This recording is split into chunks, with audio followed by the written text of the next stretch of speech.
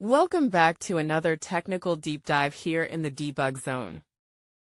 Today, we're tackling a big question and breaking it down with insights from other users. Hopefully this clears up some misconceptions and helps you get the answer you need. So buckle up, stay a little curious, and let's jump right in.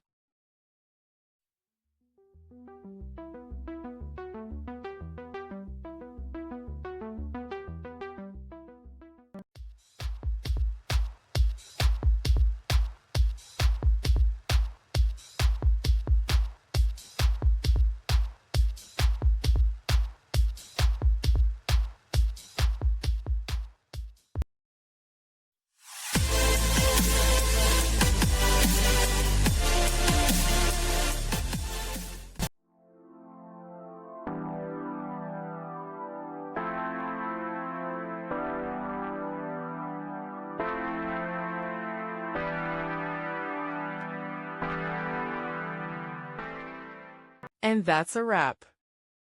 I hope you found the answer you were looking for. If you did, take a second to hit that subscribe button. It really helps out. And let me know in the comments which solution worked best for you. See you next time in the debug zone.